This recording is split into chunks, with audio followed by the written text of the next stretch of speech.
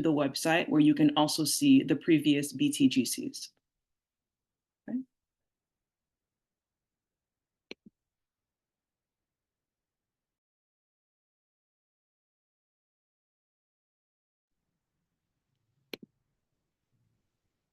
And so I noticed that it is 2 minutes after the hour. I don't want to keep us waiting too long. I do want to be mindful of everyone's time. And I know that Prabhneet has dedicated a great deal of energy into putting together such a wonderful presentation. So I imagine, like I said, that as people come in and trickle, they will do so and kind of follow in with the flow of the conversation. And again, this will also be posted on the website. So this is something that people can return to. So I wanted to go ahead and take the time to welcome you all into the space. My name is Jerfa Gerlin. I'm a graduate student here at Northwestern. I work with Edie Taylor-Criddle, who has just put in a welcome message in the chat. And we are so glad to be featuring Prabhneet Girn with us today when it comes to really delving back into what we call our BTGCs, Beyond the Gift Card Community Conversation Series.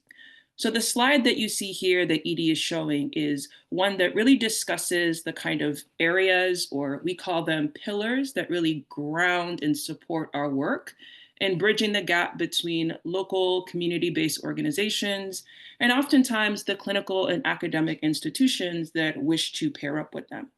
And so what HCC wants to do is to have both partners on either side of the spectrum learn how to more equitably and effectively and really in a way that's much more empowered, learn how to do community-based engaged work that benefits everyone involved, right? And it's very much focused on kind of passing the torch and keeping the torch in the hands of those who are doing the grassroots work, right?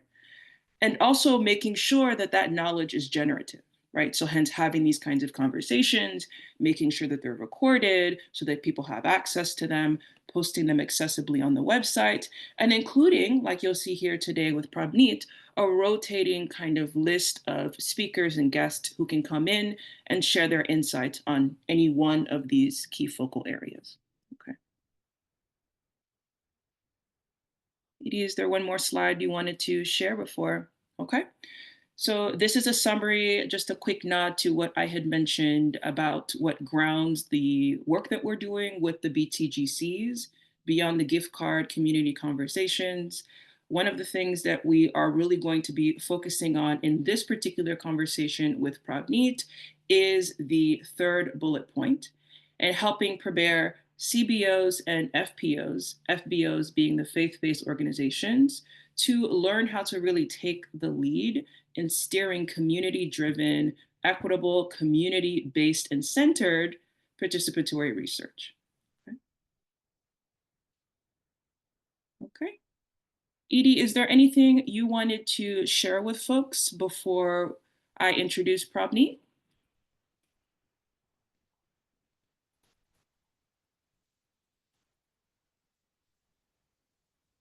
Hello, good afternoon. Yes, absolutely. Thank you so much. Thank you, Jerfa and Prabhneet and everyone who has joined us today. We have others to admit in the room as well, but you all are doing such a great job. I just wanted to say hello. I wanted to also say thank you again for attending. And, we love your feedback. I encourage you to participate, to ask questions. These sessions were intended for grassroots community and faith-based organizations to strengthen our capacity at this level, because we're so busy doing the great work. We want to be able to help these leaders who are very connected to the community be able to describe their impact, be able to use data in the same way that it is understood at the research level, which is also at the funders level. When you realize that our programs are interventions, when we all realize that, because it took me some time, it's something that we are just kind of plugging away at together. So again, thank you. I won't prolong my welcome. Enjoy the conversation. Okay. So I would now love to switch over and getting in conversation with Prabhneet Girn. Prabhneet, are you ready to go ahead and share your slides? Yes, I am. Okay. So while she's doing that, I wanted to go ahead and give a really quick introduction about Prabneet. I do want to emphasize that this is quick. I mean, in just the short amount of time that I've spent getting to know her and her work, I realized that in the time that we've budgeted into this hour-long session, we really don't have too much time to talk about just the range of incredible work that she's been doing. And as a public health student, I definitely find it to be really, really inspiring. So Prabneet isn't just a public health consultant, right? She is someone who, in just our previous conversation, describes herself as a digital nomad. She is someone who is really using her global experiences to help create solutions in the world, particularly in the healthcare world, that have really strong real world impact. So she has additional training in psychology. She has additional training in public health and healthcare management. She's also pursued additional certification in Lead Six Sigma principles to kind of tie all of this education together and working towards more efficient project management and operations. She is also the founder and CEO and building her own public healthcare consulting firm, Arise.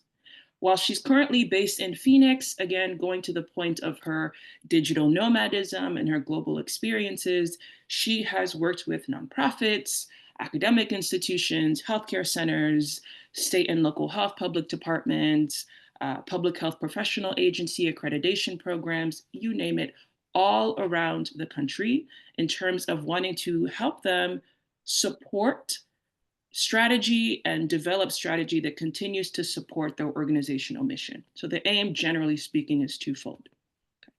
This afternoon, we're having her just for the hour share some of her insight into that third bullet point that I highlighted in Edie's slide deck. And she's going to be sharing how here with CBOs, whether you're in Chicago, around the world, or in Phoenix, where ACC is, can use these foundational research principles to support your respective organizational goals. So with that said, I will go ahead and turn it over to you, Prabneet. Thank you, Jirfa, for that warm welcome. And thank you, Edie and Jirfa, for hosting this. Healthy Communities Coalition is doing such great work. And I'm really excited to share and be in this conversation and discussion with everyone. So that being said, don't be shy. Feel free to come off mute. And I don't mind a nice interjection. I would love to hear from you. I really want this to be a conversation. And I know Jirfa will be watching the chat as well. I personally can't see the chat, but if you have something, please do drop it in there. And then, if you have sort of revelations or even just like experiences that you've had as I'm speaking to some of the work that I've done, I'd love to hear your context and your nuance, because I know everyone in this room sort of cares about this work deeply and brings a specific level of expertise that I think we can all benefit from sharing with amongst each other. So with that being said, I'll jump right into it. So the core objectives for today will be sharing how to develop impactful research programs.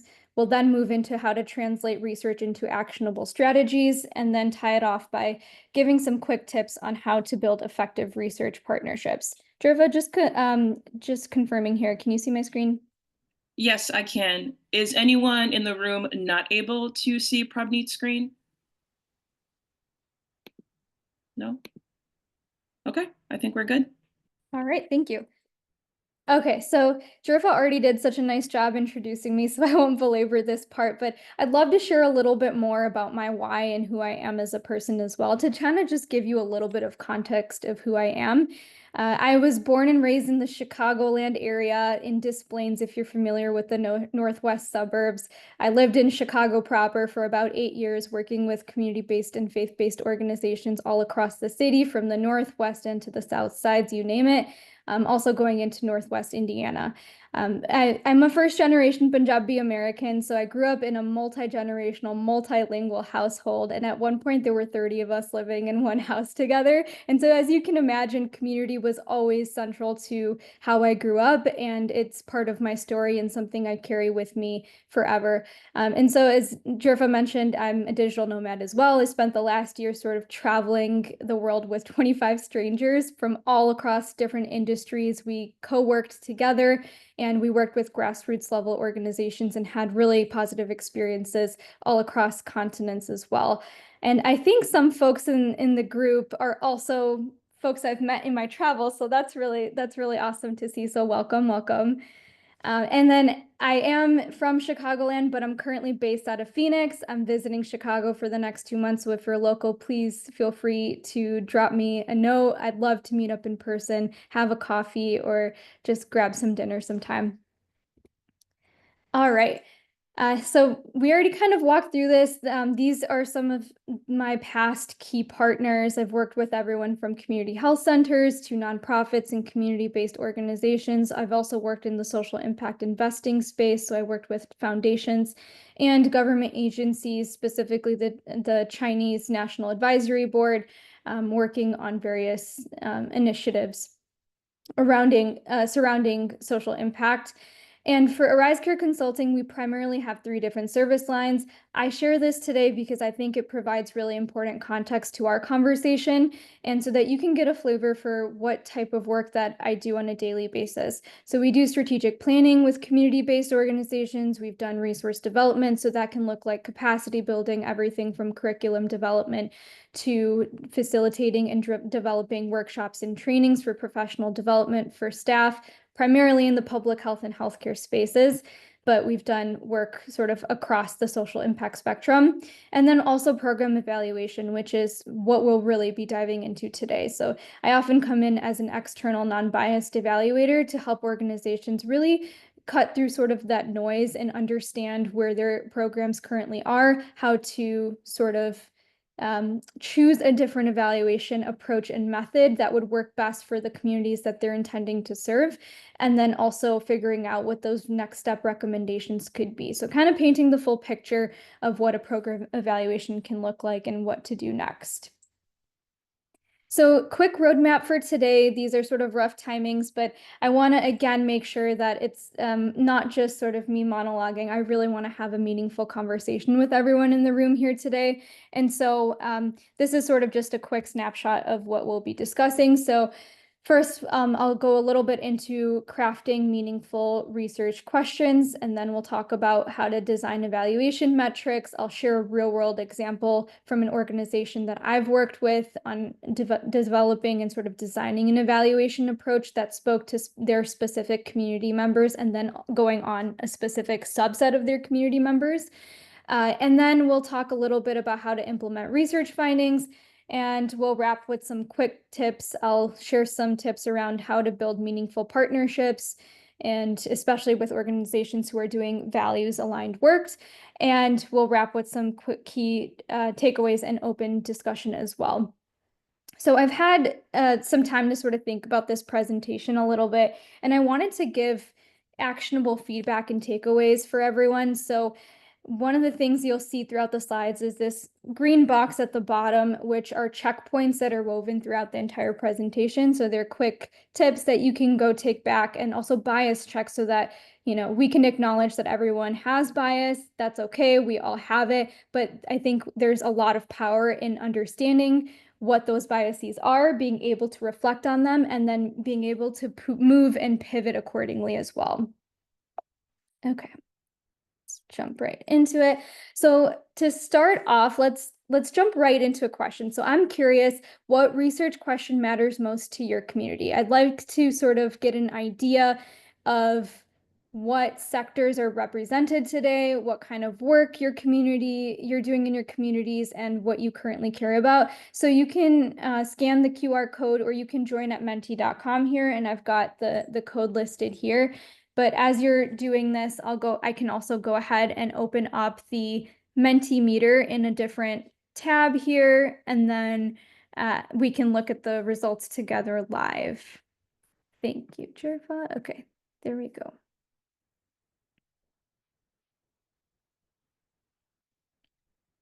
And then I can go back actually. So if you needed to scan the QR code, we can stay right here for a moment.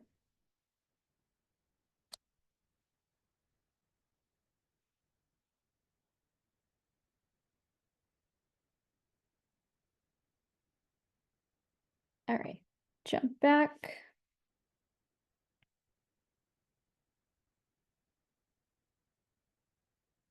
Does it seem like we have people able to respond yet? Yes, can you see my screen still? Yes, I just wanted to make sure that people were able to access the tool. Yes, yes. So I can, Oh, let's, awesome. Great. yes, there we go. We've got 3 respondents so far, and it looks like it's pretty split, but mostly so far. How can we strengthen connections, reduce isolation, and ensure everyone feels included?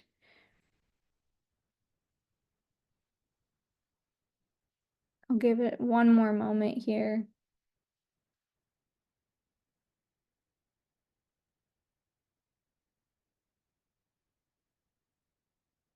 All right, so we have 5 responses. Does anyone need a little bit more time?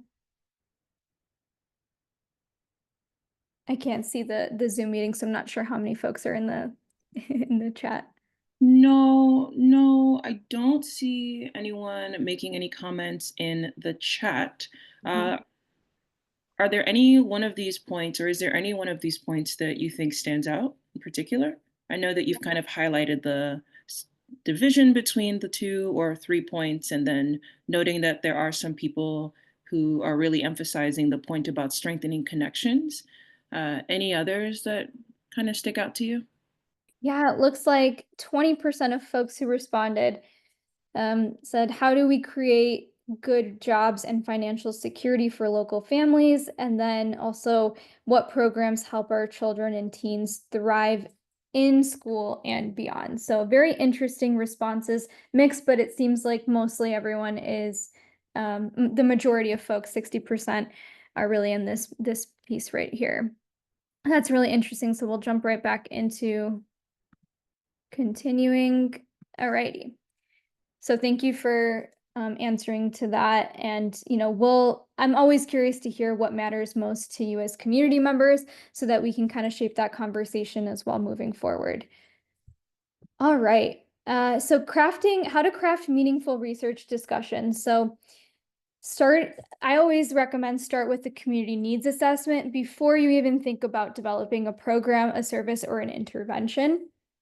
And so this is really important because there are this process of developing a community needs assessment can help reveal pressing issues and engage stakeholders meaningfully from the onset. So community members are stakeholders, it can also be staff, it can also be community partners. So anyone who's vested in the work and has a stake and cares about the work that's being done and making impact in the community on that specific program or service line that's being brought into the community to help with impact there. So this sort of, once you do a community needs assessment first, it ensures that the questions are sort of addressing real world challenges and it captures fully that social determinants. So in the health world, we call that social determinants of health, but in the social impact world, this can be also similar, but where people work, eat, live, and play, right? And so a community needs assessment can really shine light on what actually matters to community members.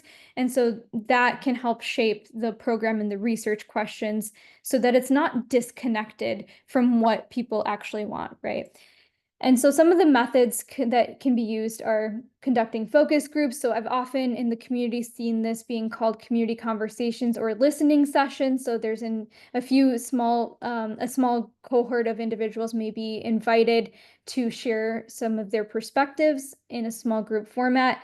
I've also seen surveys done and interviews with stakeholders to gather qualitative data. This is often paired with quantitative data. So quantitative data that it's often paired with is national data sets or international data sets, or within an organization, any administrative data that you may already be collecting, right? Because you don't always want to recreate the wheel. You want to make sure, of course, everyone is sort of strapped for time, resources, and capacity. So you want to make sure that you're leveraging your existing resources before sort of making it sort of rather more complex than it needs to be, right? So the goal here is to really understand what do the community members actually want from a potential program or service, or in the research world, as we call it, an intervention. Key considerations is we want to make sure that the needs assessment is culturally relevant and inclusive, and it also reflects diverse community perspectives. So community needs assessments can look really different depending on which industry and organization you're in. And this goes for CBOs and FBOs as well, depending on what specific services they may be offering to their community. And so within the public health world, and the healthcare world specifically, most organizations have to go through a community health improvement plan. And so that's a 3-year cycle. It has to be redone every single 3 years within that term. And it's a really robust, rigorous process where a lot of the community members are sort of brought in structures, often like advisory groups or advisory boards. And then they kind of co-create and develop the objectives, and they shape the outcome throughout the entire plan life cycle. And then at the end of the plan, they come out with actual, tangible, and very specific needs that the community themselves have said that they want to work on. And so again, it's a very rigorous process. It's over the course of 3 years, and then it's always redone to kind of shift with the changing times. But in a nonprofit, this may also look like calling it a needs assessment. I've also seen it being called landscape analysis, environmental scan. I'm throwing out all these terms so that we can kind of create shared language or understanding around what a community needs assessment actually is and how different industries sort of talk about it. And so it's also been called current state analysis in industry. So in the private sector, they call it market research. All of these are kind of getting at the same thing, is to truly understand what is needed, right? And testing that out, understanding that before you actually go on and scale it. And so I've provided sort of 3 different snapshots here on what those processes might look like depending on different organization. But I'll pause there. I'd love to hear from folks. Have you done a community needs assessment before, and what was your experience like? So we have Leanne having a comment here about discovery phase in design. I'm not sure if maybe they meant that as another kind of term or another kind of language for describing needs assessment. Yeah, exactly. I'm sorry, I'm on a train right now, so I can't speak too much. But just throwing in another piece of lingo in the conversation. Yeah, absolutely. Discovery phase is that one was a learning curve for me personally, because I was like, discovery phase, what does that exactly mean? From the public health perspective, I then understood, okay, this is just kind of conducting the market research, doing SWOT analyses as well. So that's strengths, weaknesses, opportunities, and threats. This is a framework that's pretty commonly used to kind of understand the environmental context. And there's also other frameworks like PESTLE, which is another variation of SWOT. And really, it kind of all is going towards the same shared understanding of understanding sort of where we're currently at now, so that we can figure out where we want to be. Prabhneet, while you were talking, I'm thinking about the point that you made and wanted to reinforce really about these tasks being very much resource heavy, right? So you made the comment that this can be something that takes a lot of time, a lot of capacity, a lot of personnel. That's a lot of work to do these kinds of things, right? In terms of the assessments themselves, because you do want to be comprehensive and thorough.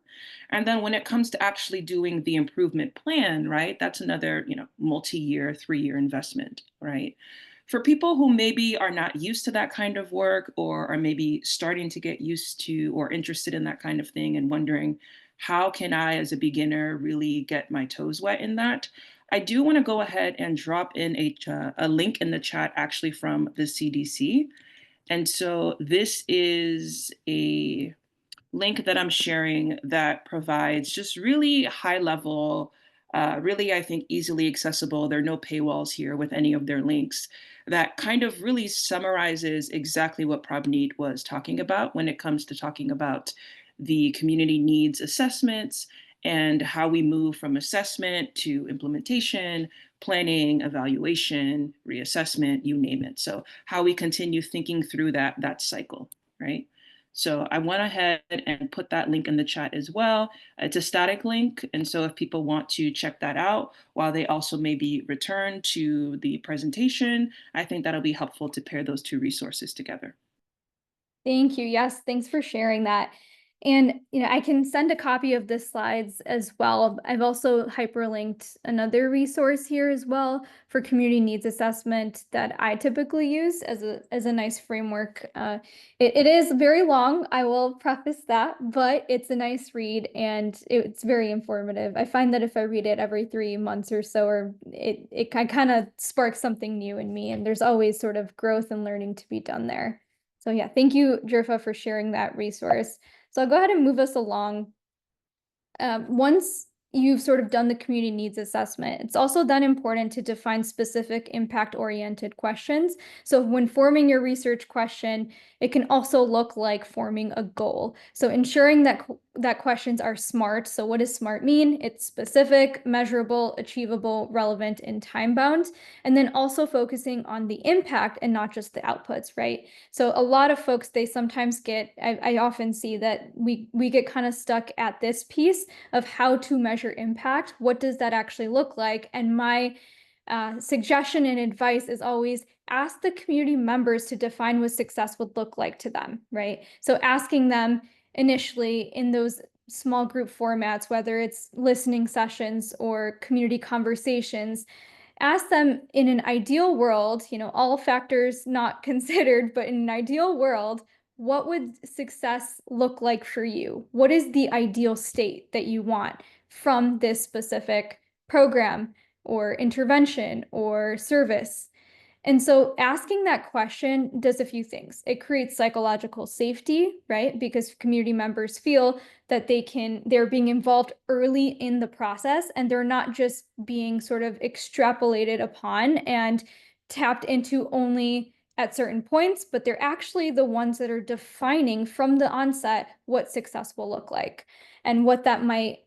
And I think through that process, like personally, what I've found is that it unveils a lot of nuance that is often missed in traditional sort of research and goal setting exercises. So I think taking it out of just, in the academic world, we often are like, yeah, let's hone in on the research questions. Let's making sure that they're smart and their goals, and then, all these different factors, but none of that really matters unless the community actually resonates with that and wants that service, right? There's a lot of folks later on in the program evaluation. Sometimes, I work with organizations who at the end, they'll say, well, we had high dropout rates, or community members did not actually want this service. And so I always kind of tie that back to, let's take a look at the community needs assessment and let's extrapolate on that too. And let's see, like, what are the key themes? What are the key findings here? How can we make sure in the future that we are defining the research questions and designing the program in a way that actually resonates with the community and is driven by the community, right? Putting them in the driver's seat, having them define this for themselves. I also want to point that it's also important to plan for ethical data collection and analysis. So having a very clear data collection and analysis plan with ethical considerations. For example, if you're working specifically with folks who are survivors of domestic violence, you want to think about perception of the questions and also how you're going about engaging them to ask them for feedback, being mindful of their time, of their preferences, of their confidentiality, ensuring consent. So ensuring that, you're doing your due diligence as a researcher or as somebody who works within a community-based organization who wants to create programs and services, co-create program and services with folks in the community. So one checkpoint that I always like to highlight is when you're forming your research question, ask yourself, who helped frame this need? Whose voice is missing? Who might be excluded by the way we're framing this question? And if you're still sort of unsure of that, test and refine the research question, right? So you can pilot test research questions to identify ambiguities or biases. You can conduct it on a very small scale with a small subset of the target population, right? You can maybe ask just 5 community members, hey, would you be willing to test out these 3 research questions for me? And you don't have to use the jargon word research questions. You can say, which of these 3 would resonate with you? Which of these 3 mean something to you? Which of these 3 are interesting to you, right? So there's different ways to kind of word these things. And I think, again, that creating that common language is really important. So when you're forming these research questions and research design, once you get the feedback, you can then adjust the language, the structure, and the scope based on the initial feedback. And then you can use that to really improve clarity and relevance to the general community as well. So test small and test frequently and early on as well. I'll I pause there. love that. May I actually ask a question? Yes, for sure. Okay, great. No, I love that. I would love to know how this could look on the ground. And I'm asking the same question that you just posed and that you reviewed. However, I want any community members who are watching this, like anyone, for instance, if we could use a mock scenario, if there is an organization that is very, very grassroots, they're in a community, let's say neighbors came together and they want to just do something for young people in the community because there's nowhere for youth to go. There's one community member who is really good at sewing. So she thinks that if she teaches the young people sewing, that will help them. There's another member, who's a coach, so they want to actually just start a league. So what kind of research questions could they come up with? How would the community assessment look? Because what I want to hone in on is that although we don't view ourselves as academic researchers, it's really important that we utilize the same strategy that you are introducing, because then our community is whoever we're serving. And in that instance, the community here are the young people that we're seeing outside of our homes who we believe have nothing to do. So in that instance, what advice could you give to them within that specific example? Yeah, so the advice I would give is who has a natural interest in this work, who's vested in it, And so if there's typically there's one person who is very interested in the work, and then they end up recruiting other folks within the community, within their social networks, right? So there's power in social networks and there's power in community in that sense. So what are the the question I would ask is, what are the existing channels where people hang out? Where do they work? Where do they live? Where do they eat? And then using those existing channels to maybe maybe a restaurant would be willing to, rent out the space, a meeting space, right? So that folks in the community who are interested in this work can come together, even if it's just over a cup of coffee, and they can kind of think about how they want to design the program or the service that they're interested in. And it can be done in a very low lift manner. I will say that a lot of organizations, community-based organizations and faith-based organizations who have been around for a long time have these processes sort of robustly fine-tuned. But at the grassroots level, like I serve on an advisory board for a mutual aid coalition, and we're very scrappy, very, very scrappy. And it's fun that way, right? Because we get to make decisions very quickly. There's power and momentum in getting together and having a shared goal. So I think co-designing that shared goal, figuring out, well, what is truly the problem here that we're trying to solve? What's the opportunity for us? Are there existing organizations or resources who are already doing this good work? How can we have a conversation with them? Let's go from there. Let's then make sure that we're also tapping into maybe 5 people. We call it target customer, ideal customer, but that's not, that's a very industry jargony term. All it means is community members who would benefit from what you're trying to do, right? Get their opinion early and often. So I always say, don't just sort of jump in and launch something that's meant for 100 people without understanding with your first 5 people what they truly care about. So I think it's also from a psychological perspective, understanding the psychographics. So what that means is understanding, what do the folks who you're trying to build this service for, what do they care about? What are they currently doing?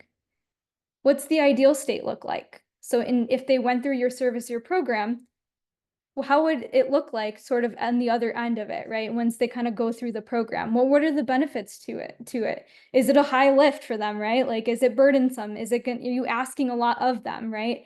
So all of these factors, I would say, like, that's a good place to start, but really starting where you are. And I think anyone can do it truly.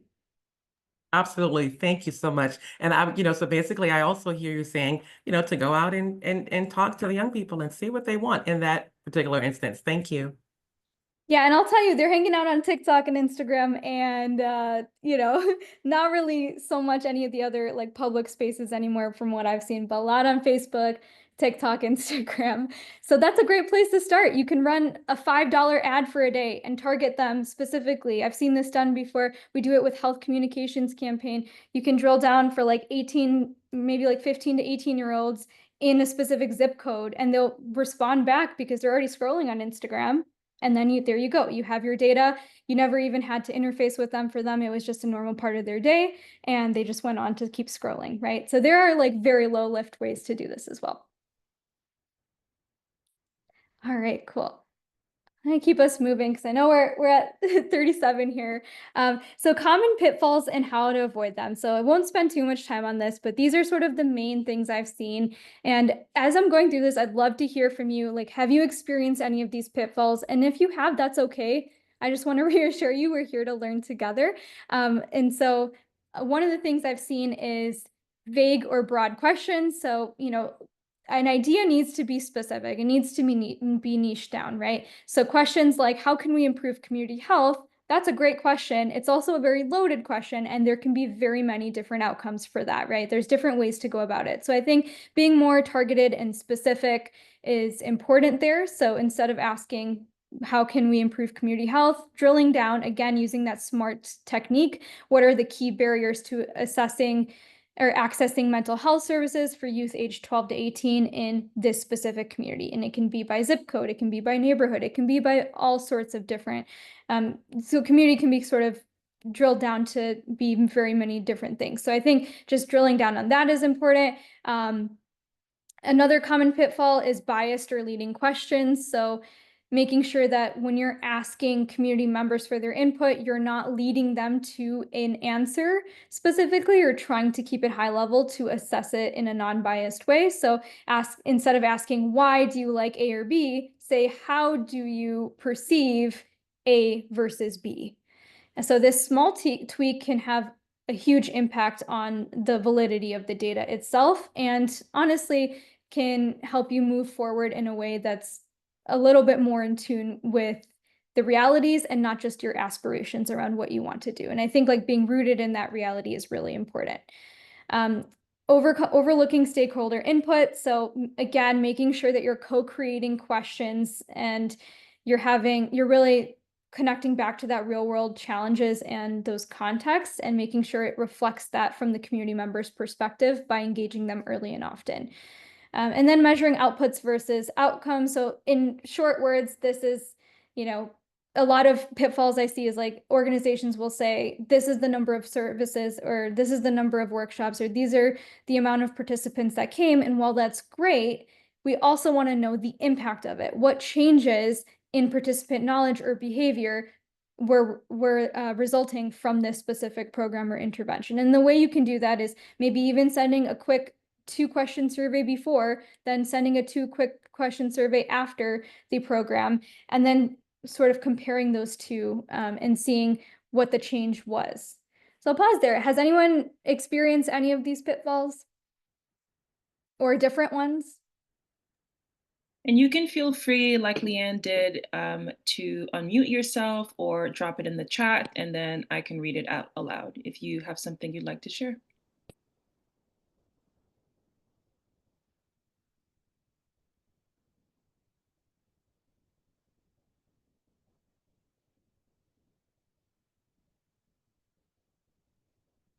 I think probably we have Leanne saying definitely too broad with the initial questions.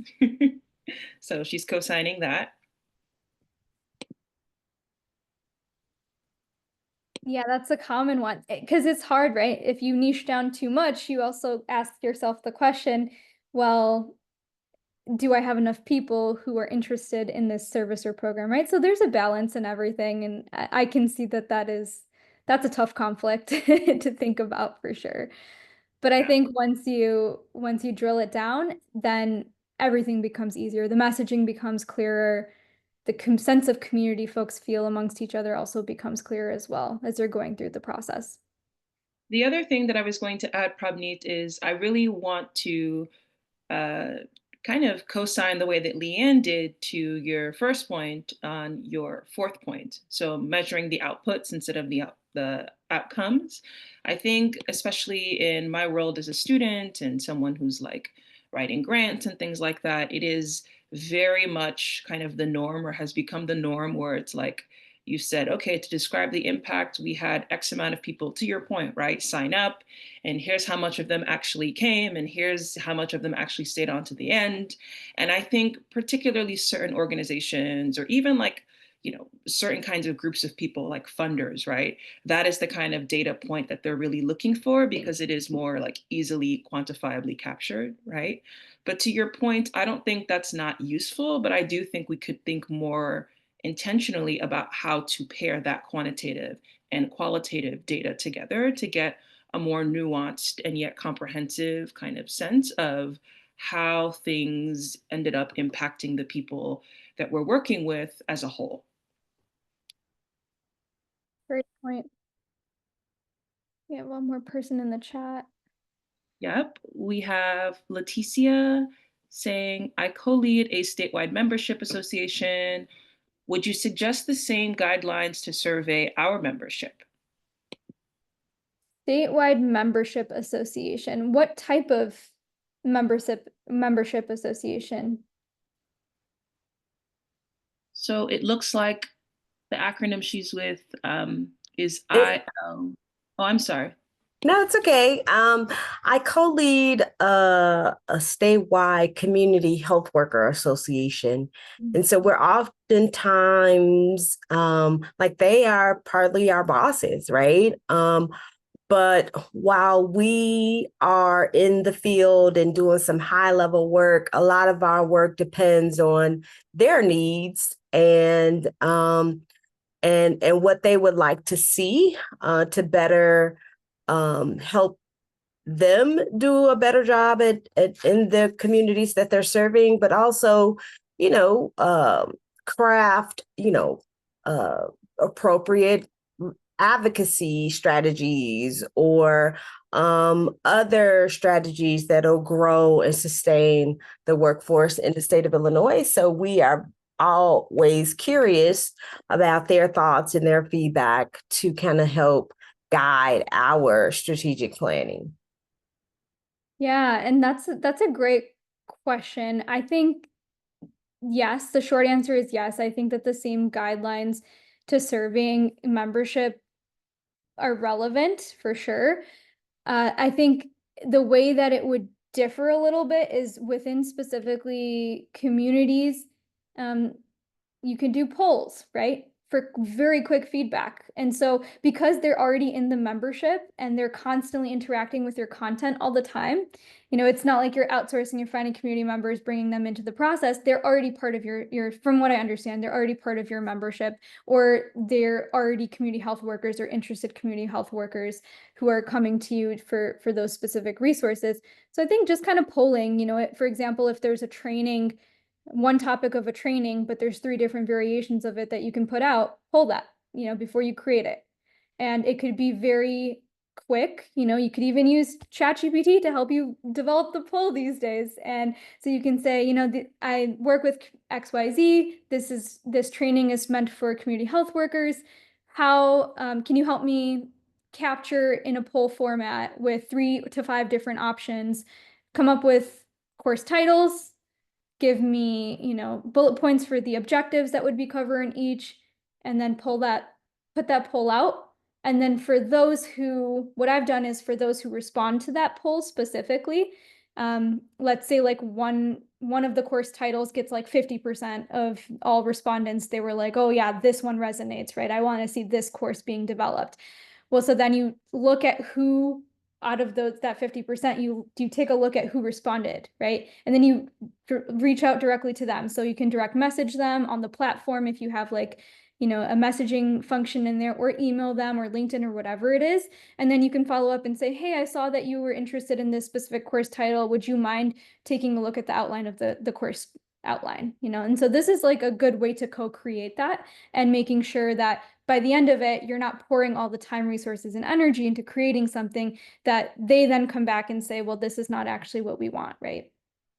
Is that helpful? Very much so. Thank you. Good, I'm glad. All right. So designing evaluation metrics. So there are a few things to consider here. So in terms of aligning metrics with program goals, it's really important to include culturally relevant and context-specific indicators. So again, age matters. The way, even within communities, within a specific community, you wouldn't speak and cater your specific communications to somebody who's 50 years old the same way you would do to someone who's 12, right? And so thinking about these considerations, accessibility, so some folks may have learning disabilities or other accessibility considerations, so making sure you're thinking about that. And also language, especially in immigrant and refugee populations, taking a look at language, creating translated copies. Again, there's a ton of free resources nowadays that can do free translations for you. I remember when I was doing a health communications campaign, I had to pay 7 translators to come up with 7 different translation copies for our communications, and that's no longer the case, right? We're seeing accessibility on a larger scale now, and so really tapping into those resources.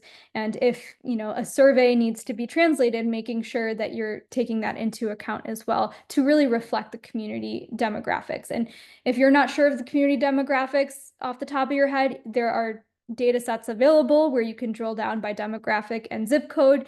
There are also, you know, more grassroots level ways to do this. So tapping in and going to again, where people hang out already, and just observing and just talking to folks and saying, hey, you know, what are sort of the main things that you would like to see here? So making sure that you're, again, aligning those metrics and the translations and the copies to really tie back with the program goals. Ensuring that metrics reflect intended outcomes is really important. And then designing your evaluation approach to be community-centered while still meeting internal goals and external requirements. So as Jerfa was mentioning with funding, a lot of times certain organizations like funders, they'll ask for very specific, you know, if you're applying for a grant, they'll ask you for very specific data points. So making sure that when you're creating the metrics that you're able to respond back to those. Again, that's not the full picture, but it is important, right? So impact and output, both are important. So also thinking about quantitative and qualitative data. I know Edie dropped in the chat already, so I won't go too much into depth with that, but making sure you're kind of creating a comprehensive picture through mixed methods approaches. So again, that can look like various ways to engage folks throughout the process. Making sure that it's feasible, sustainable, and scalable. So consider whether metrics can be scaled for broader use or adapted for similar programs. All this really means is that when you're designing evaluation metrics for a specific program or service that you intend to kind of launch to the community and co-create with the community, making sure that you are thinking about the metrics from a way that is against industry standards as well, right? So you can do a quick Google search, for example, if you're looking for how to create after-school programs for youth ages 12 to 16, right? You can look on Google and see other programs who have maybe in different states or in different communities who have done this work already and kind of benchmark it against that as well. So that's also helpful. I like to do that. But consider what type of evaluation you want. So this is, again, very jargony, concurrent versus summative. There's other evaluation techniques. I'm only going to kind of cover these 2 today because that's typically my line of work.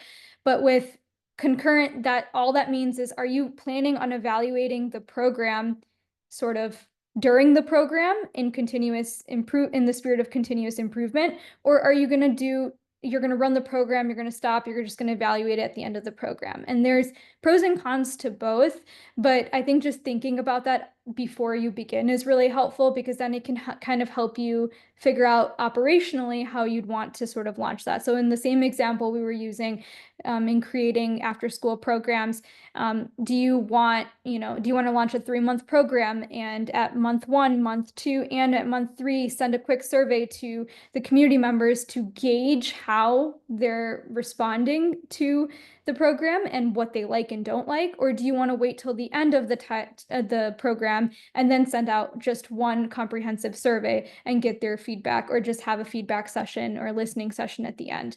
Again, pros and cons to both, but I think these are sort of important factors to consider. And then if you are thinking about things like grant funding, making sure that you have a plan for data visualization and dissemination to stakeholders. So I always am of the mindset of transparent communications early and often, and continuously throughout the entire course of the program. So it's also just helpful from a reflective standpoint as an organization or as community members. If you're trying to create a new program, it's really helpful to be able to visualize what's happening, and then being able to sort of think about how you can then share that information out, create different storytelling elements. And there's tons of resources out there for that as well, but really telling that story and figuring out how to do that. And that starts with good data analysis and reporting. So anyone have any thoughts on that or any questions?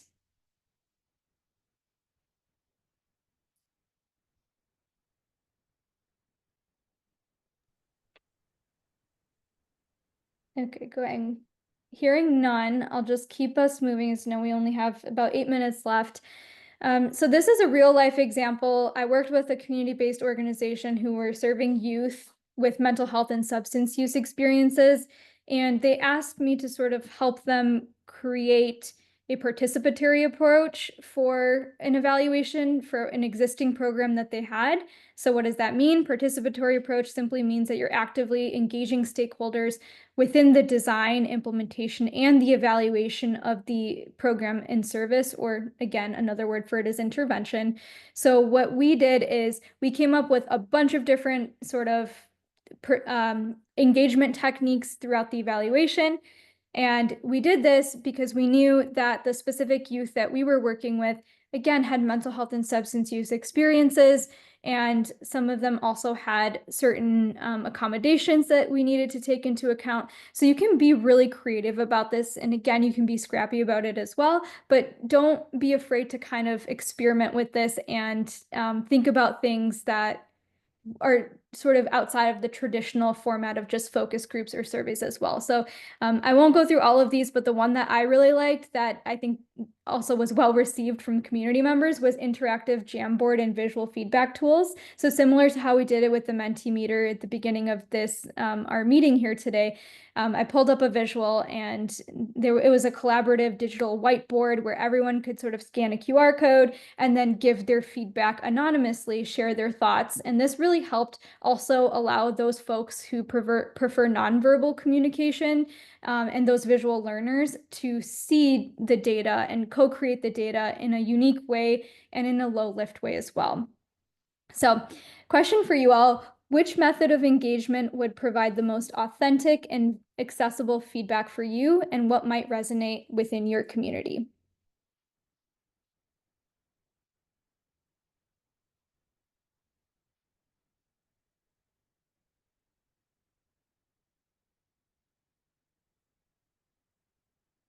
I'm curious to know if anyone has used like an engagement technique outside of sort of the traditional ones that they found that the community members really liked.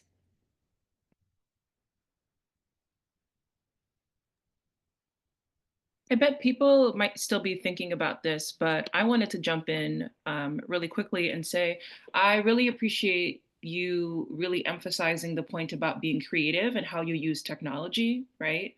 So modeling that with how you were using the Menti platform to more interactively poll participants, to your point, especially those who maybe prefer one mode of communication over another. I think that's a kind of engagement method that maybe prior to coming to Northwestern, I might not have even really considered, right? And so that's a different tool that I think is unique, but also useful, and it's free, it's a low lift, it's relatively accessible. It's definitely something I see myself incorporating in other kinds of engagement overall. And we see Tammy says having an anonymous safe space form. Christy says, I want to learn about the safe space form too, or what you were just mentioning about that QR code. Yeah, absolutely. So the anonymous safe space form was sort of a private way for young adults to sort of submit feedback anonymously. And so what we did is we created a form that was anonymous, but we also gave an option to hop on a phone call, right? That was, they could use an anonymous number where they could leave a voicemail. So we used different techniques here, and it was whatever really they were honestly comfortable with, and it removed the pressure of speaking up in groups, because some folks, especially youth, they may not feel comfortable, right, speaking in a group of 10 people, 10 peers or 20 peers. And so by sort of removing that and offering up, hey, if you want to kind of, you know submit your feedback in a different way, here's an alternative method.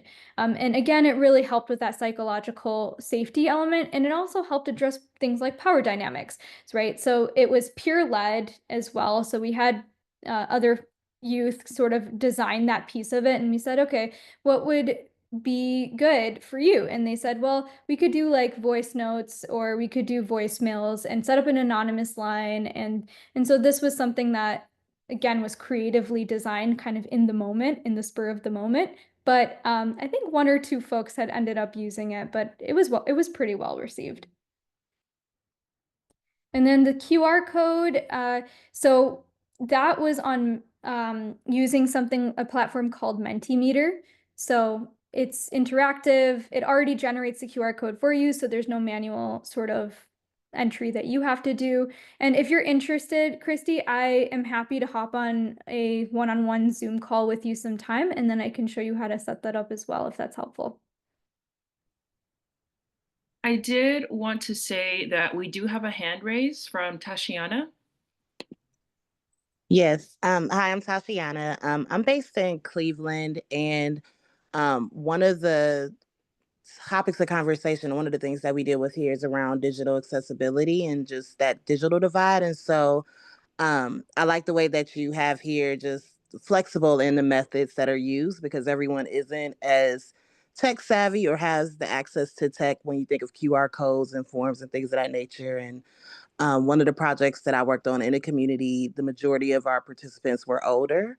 And so just having some flexible options that can still protect that anonymity, but also don't unintentionally exclude a group as well. And so I just think considerations like that have been helpful for at least the projects that I work on. Yeah, I love that. And I think, again, it goes back to the nuance, right? Of when you're working with different community members, you can be working within the same community, but even something like age difference can make a huge impact. And you're absolutely right. I love how you've thought this through in terms of like making sure that groups are not excluded, groups that maybe historically or currently marginalized as well, that are they're not excluded from the evaluation and from program design as well. Okay, so I'm gonna keep us, I know we're like almost done with time, so I'm gonna keep us moving here. So when you're testing it out, again, you wanna, just gonna do a quick recap here, but you wanna collect data, analyze the results, develop strategy, and then implement changes.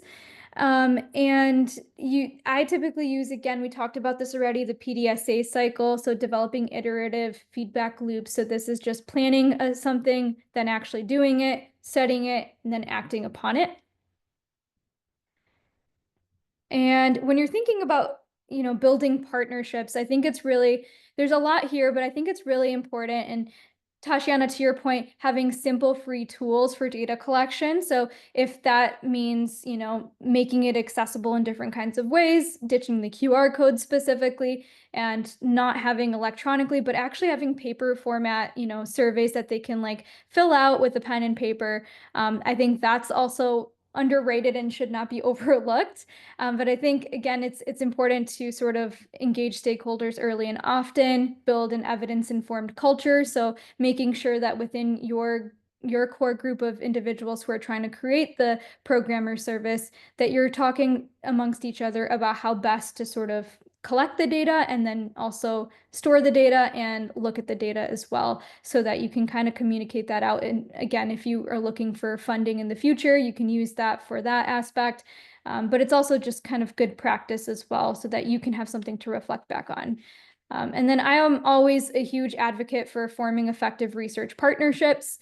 I think, the safeguard and guardrail that I always say is important is work with organizations who have similar values and mission to yours, right? And so when that value alignment is not there, that can often lead to tension and a disconnect from the community. But if that is something we're thinking about at the forefront as we're building effective partnerships, then I think that really kind of takes it to the next level and is an important factor to consider. All right, so that's kind of everything. Just wanted to open it up in case anyone had any sort of last thoughts. If there was, a concrete step that you wanted to take away today, would love to hear from you as we wrap up here.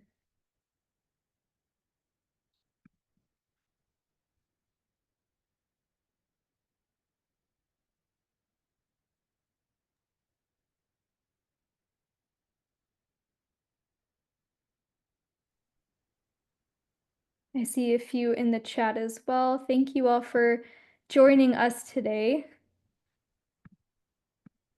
Thank you very much, Prabhneet. Thank you. You did such a wonderful job. I love that I love that we've met. Oh, wait, let's see.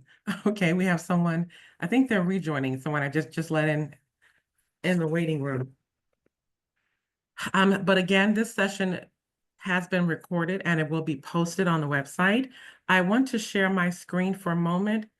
So are there any more slides that you have, Prabhneet? Nope, that was all. Thank you, Okay. Edie. Thank you, Jerfa. Perfect. No problem. Thank you. Absolutely. Can I share it here? Sure.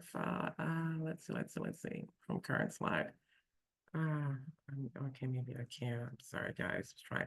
Am I sharing? Can you see my screen? No, I can't see anything. Okay. Thank you. Well, I did put the evaluation. I know it's 1 o'clock. I would love to be respectful of everyone's time. So I do have the evaluation in the chat. But there's also a QR code. So I want you to be able to scan the QR code as well. Let's see if I go. Jennifer, are you able to share? I'm sorry, you know what? I'm looking at the wrong screen. Never mind. I'm sorry. Okay. Okay. All right. So I'm sharing here. And of course, you see all of my windows open. Here we are. Perfect. So from this slide. So again, here's our evaluation button here.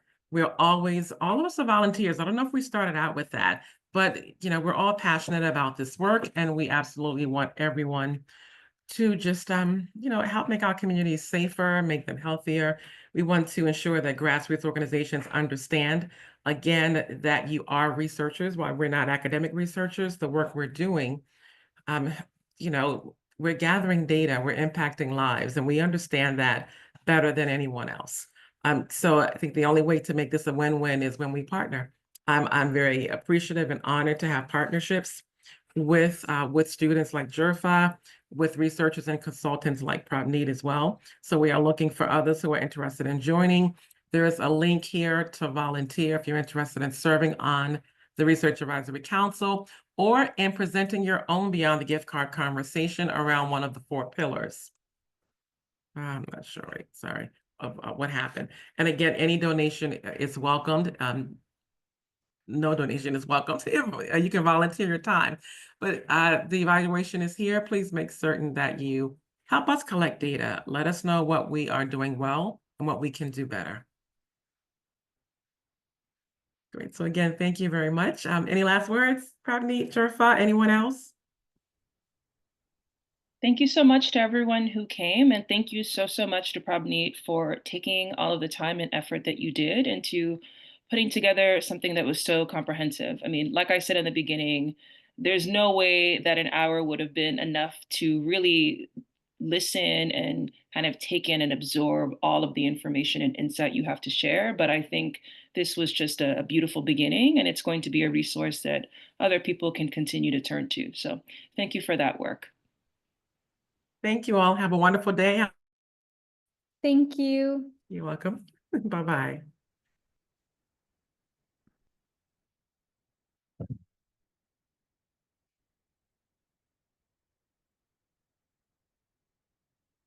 I'll leave this up for another minute or so.